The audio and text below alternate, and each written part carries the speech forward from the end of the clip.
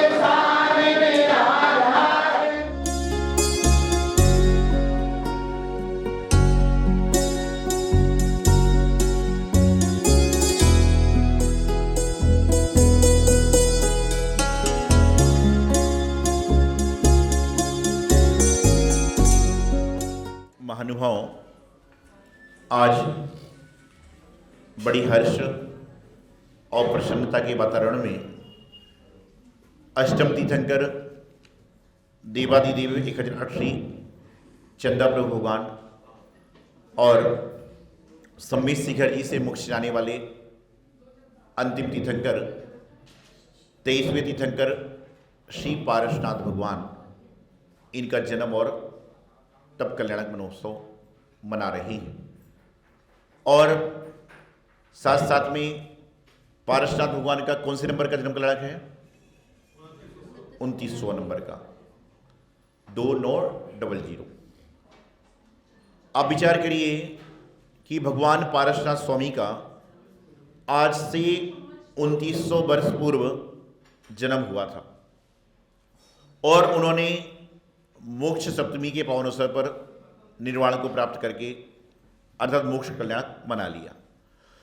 पारसनाथ भगवान जब तक थे इस धरती पर, जब तक पारसनाथ भगवान इस धरती पर थे, जब तक सिर्फ एक जगह पारसनाथ थे। लेकिन उनके मोक्ष जाने के बाद पूरी दुनिया में घर घर में पारसनाथ भगवान का वास हो गया कि जब एक थे उस समय जब मोक्ष नहीं हो तब तक कोई प्रतिमा स्थापित नहीं होती थी, लेकिन मोक्ष जाने के बाद में घर घर में पारसनाथ स्थापित हो गए। क्यों? क्योंकि पारसनाथ भगवान ने वह कार्य किया। आपको पता है जहां जहां पारसनाथ भगवान का नाम लिया जाता है वहां पर किसका नाम आता है? कमठ का। कमठ का नाम क्यों आता है? कि वह उपसर्ग करता रहता था और पारसनाथ सहते रहते थे। वह करता रहता था और वह सहते रहते थे। इस कारण से जहां जहां पर पारसनाथ भगवान का नाम आता है, लोग संकट मोचन पारसनाथ बोलते हैं, कोई शंखेश्वर पारसनाथ बोलते हैं, कोई चिंतामणि पारसनाथ भगवान बोलते हैं, कोई तरह तरह से अनेकों ने पारसनाथ भगवान के नाम से जाना जाता है। उस दिन आपने पद्मावती आराधना में सुना कि इस दुनिया में सबसे ज्यादा यदि प्रतिमा किसी मंदिर में भगवान की मिलती है तो कौन से भगवान की? पारसनाथ भगवान की। क्यों पता है आपको? उसका कारण है क्योंकि ये दुनिया जो है ना बड़ी चालू है। ये दुनिया बड़ी चालू है, मतलब ही है, और अफसोस है कि हम सब भी इसी दुनिया के हिस्से हैं। दुनिया जो है चालू है, मतलब ये दुरंगी है, और हम सब भी इस दुनिया के हिस्से हैं। कि लोग क्या करते हैं? कहते चिंतामणि पारसनाथ भगवान की उनके नाम लोगे तो चिंताएं हर जाएंगी, लेकिन ऐसा नहीं है।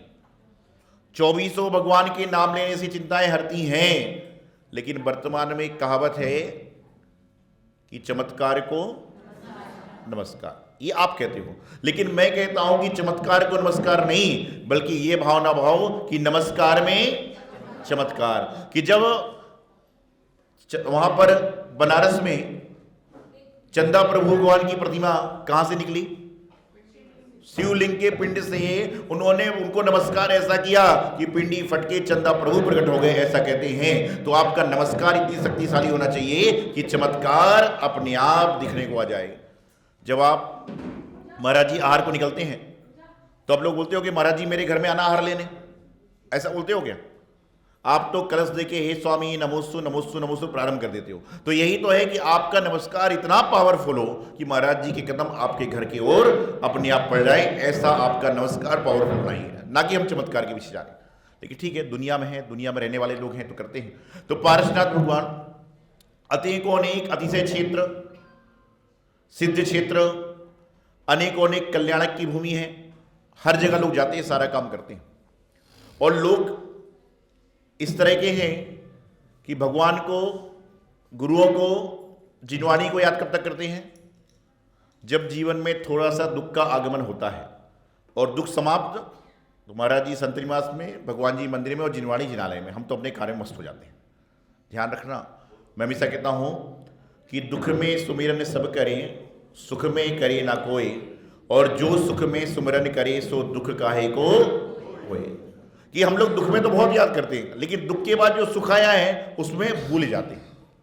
एक बार ऐसे ही हुआ, एक पारसनाथ जिनालय में एक महिला पहुंची जिसको आंख से दिखता नहीं था, निर्धन थी। उनके बेटे बहू को शादी को 5-6 साल हो गए, पुत्र आदि नहीं था। तो अब चमत्कार सुनकर भगवान के दरबार में पहुंची और कहने लगी, भगवान जी मैंने आपकी बहुत कथा सुनी है, बहुत आपके बारे में सुना है, आप मुझे आशीर्वाद दें कि मेरे घर के संकट दूर हो जाएं। तो वहां से पुजारी ने कहा कि भगवान के सामने एक बार में एक याचना पूरी होती है। क्या थी? आंख से अंधी, निर्धन और पोते पोती नहीं। अब विचार करिए कि ऐसा अवसर आए तो 3 में से आदमी क्या मांगेगा? क्या मांगेगा बताइए?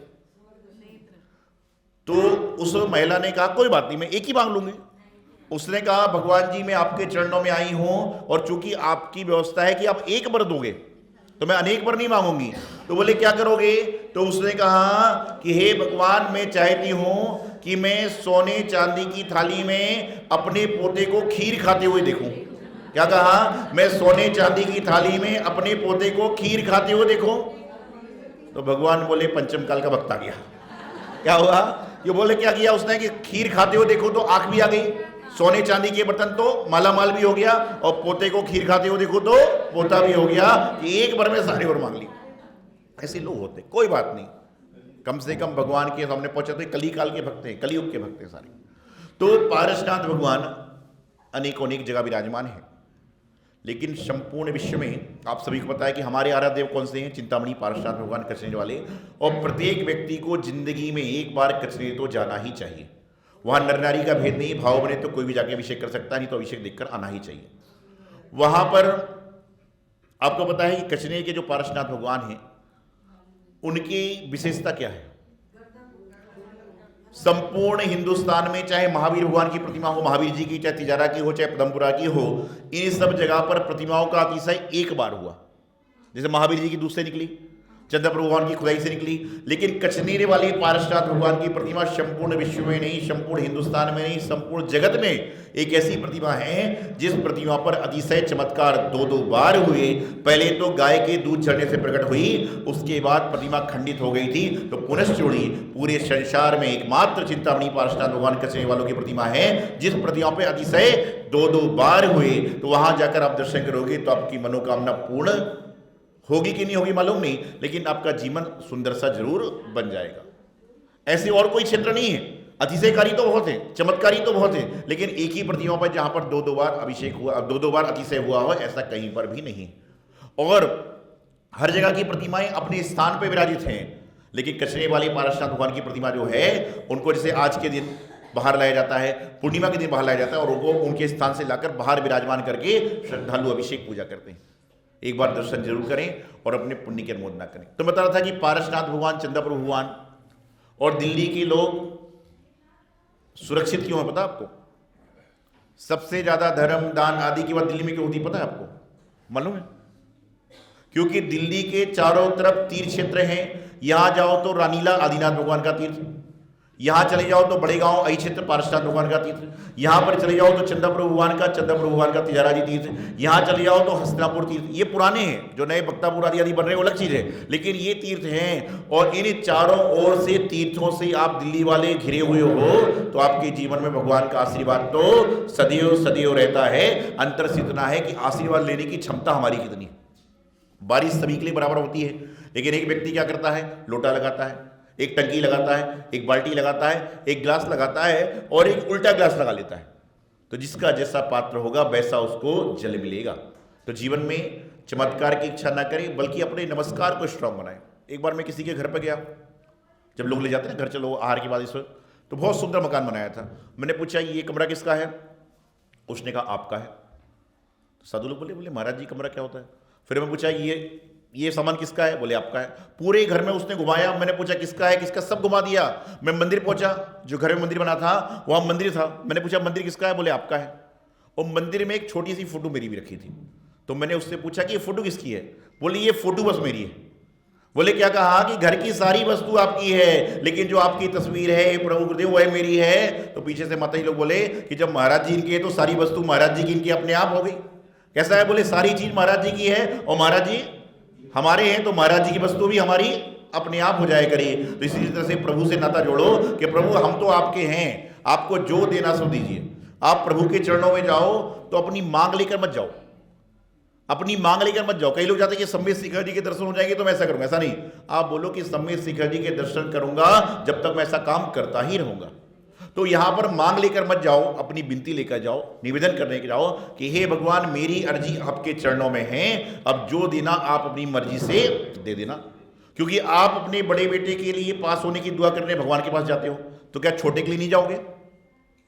पहले बेटा होने की दुआ, फिर बेटे के एडमिशन की दुआ, एडमिशन के बाद उसको कॉलेज में भेजने के लिए व्यवस्था, और जब कॉलेज हो जाए तो उसके लिए बहू लाना, उसकी याचना। इससे कहना भगवान मेरी तो अर्जी है, आपकी जो मर्जी है उसको देना और मेरा जीवन सही कर देना। तो आज बड़े ही प्रसन्न वातावरण में रोहतक रोड, जैसे सभी लोग बता रहे थे कि हमारा 2004 में चतुर्मास हुआ था और यहीं पर उपाध्यक्ष से हम आचार्य बने थे, और निश्चित रूप से प्रत्येक व्यक्ति का संघ से जुड़ाव है और वह यहाँ पर देखने में आ रहा है। ऐसा लग ही नहीं रहा कि 2014 या 2024 है, ऐसा लग रहा है कि 14 का वातावरण आज पुनश्च बना हुआ है और सारा का सारा काम संपन्न हो रहा है। तो मैं तो आज पारसनाथ भगवान और चंदा भगवान के जन्म और तप कलंक महोत्सव पर एक ही भावना रखता हूँ कि हे भगवान, थोड़े से उत्तर में जो काले से बादल छाए हुए हैं, ये बादल छट जाएं और पुनश्च जो है सूर्य का प्रकाश निकले और हर घर घर तक पहुँचे। और यही पारसनाथ भगवान का वर्ष है, यही सबसे बड़ी हमारी भगवान के प्रति भक्ति होगी। क्योंकि जिन मंदिर किसी व्यक्ति का नहीं होता, किसी का नहीं होता, जो व्यक्ति मंदिर में आता है जिन मंदिर उसका हो जाया करता है, संत किसी व्यक्ति के नहीं होते। लेकिन अब उस महाराज को लाने वाला कौन हो छोड़ो, लेकिन महाराज आए हैं ना, ये महत्वपूर्ण है। तो जब भी गुरु आए, कहीं पर आए, कहीं रुके, कौन ला रहे छोड़ो, हम तो उनकी भक्ति करेंगे, उनको आहार देंगे, उनकी पूजा करेंगे, जिससे ही आपके जीवन का कल्याण होगा। क्यों? नहीं तो वही वाली बात होगी, महाराज जी किसके बोले, महाराज जी हमारे। नहीं तो फिर ऐसे सोचोगे तो इतनी सारी प्रतिमाएं हैं। आप यदि ये सोच के दर्शन करोगे तो आप ये नियम ले लो कि मेरा जो विरोधी है उसने जिस मंदिर में भगवान की प्रतिमा विराजमान करी तो उस प्रतिमा के दर्शन नहीं करूंगा। ऐसा कर सकता है कोई? क्यों नहीं कर सकते? भगवान किसके हैं? सबके हैं। तो महाराज भी तो सबके हुआ करते हैं। इसलिए क्या करना है कि कौन ला रहा है, कौन ले रहा है, उसको छोड़ो। आप तो निर्गंत मुद्रा देखकर उनकी भक्ति करिए, सेवा करिए, पूजा करिए, जिससे आपके जीवन का कल्याण हो जाए। जिस प्रकार से मंदिर भगवान हमारे हैं, उसी प्रकार से हमारे निर्गंत गुरु हमारे हुआ करते हैं। बहुत सुंदर तरीके से संगठन के जो पदाधिकारी हैं, एक एक व्यक्ति का नाम लेना संभव नहीं है, लेकिन कितना सुंदर कार्य किया। और परसों जो माहौल था, आपने रुपेश भाई को सुना, वो जब आए थे, जब बोले महाराज जी ऐसा वातावरण में बोलूंगा नहीं, लेकिन बाद में ये हो गया कि वह तो सुनाने तैयार थे, लेकिन आपको लगा कि भाई कल आगे और भी कार्य करना है। 3-4 घंटे पूरा भक्ति स्वरूप रहा। और मैं समझता हूँ रुद्र और क्या पूरे दिल्ली से लोग वहां पर पहुंचे और सभी ने वहां पर कार्यक्रम में भाग लेकर अपना पुण्यार्जन करने का प्रयास किया। ये आपके जीवन की पुण्य की अनुमोदना है। और मैं तो कहता हूं जिसका पुण्य है वह विधान में यहां बैठ के पूजा कर रहा है, और जिसका पुण्य थोड़ा सा क्षीण है वह अपने घर में है, रजाइयों में है, यहाँ से टहल रहा है, लेकिन मंदिर के अंदर नहीं आ सकता। तो अपने पुण्य को और पुण्यशाली बनाए, पुण्यवान बनाए। और हमेशा जिस तरह से रुद्रकुट वालों की संघ के प्रति भक्ति है, ऐसी भक्ति सभी की नहीं रहे। सारे संगठन को संस्कार मंच विशेष रूप से ये 2014 बना था, जब लग रहा था कैसे कैसे चलेगा, लेकिन बड़ी प्रसन्नता की बात है कि 10 साल से अभी तक चल रहा है। चाहे 2 लोगों ने पूजा करी हो, चाहे 20 लोगों ने पूजा करी हो, महीने में एक बार पूजा यहाँ पर हो ही रही है। ये भी एक बड़े पुण्य की बात है कि सामूहिक रूप से एक पूजा यहाँ पर लोग करते हैं। तो पूरे और भी मंडल हैं और भी मंच हैं, सभी के लिए हमारा आशीर्वाद और पार्श्वनाथ भगवान से यही प्रार्थना है कि आज के दिन आप ऐसा कार्य करें कि जो संकट के थोड़े से काले बादल हटें और पुनश्च जो है रुद्र रोड में आने वाले समय में, अभी बात चलेगी, बोले महावीर जयंती करिए, चतुर्मास करिए, ये तो सब चीज़ें अपने आप हो जाएगी। लेकिन साधु महाराज भी क्या चाहते हैं कि हम भी प्रेम दें और आप भी प्रेम से रहो। ये महाराज चाहते हैं, भगवान महावीर स्वामी चाहते हैं। तो प्रेम पूर्वक रहिए। जहाँ पर प्रेम है वहाँ पर परमात्मा का निश्चित रूप से वास है। तो इस काम को करें और जीवन धन्य करें। यही मंगल शुभकामना आचार्य देव सिद्धांत सागर जी महाराज जी की। आशीष पिता मिलता गुरुवर जब चरणों में आते हैं। सिद्धांत सागर जी गुरु आपके बालयुगी कहलाते हो। जन जन को संस्कार देते गुरु सौभाग्य सागर जी हम गुरु देवा देवा गुरु देवा। ओम प्रेम प्रभु जी बालयोगी आचार्य श्री सौभाग्य सागर जी गुरुदेव साक्षात विराजमान जिनके प्रवचनों में मन से वचन से काय से बड़ी भक्ति भाव पूर्वक जलादि अर्घ निर्भा मिली। इस कार्यक्रम के पुण्यार्जक थे सौभाग्य Kohinoor, Shri Sanjay Jain, Shrimati Mamta Jain, greater Kailash Delhi, Shri Rajeev Jain, Shrimati Meenakshi Jain, civil lines Delhi, Shri Sudhir Jain, Shrimati Poonam Jain, model town Delhi, Shri Vijendra Jain, Shrimati Nirmal Jain, Gurugram, Shri Rajan Jain, Shrimati Monika Jain, Janakpuri Delhi.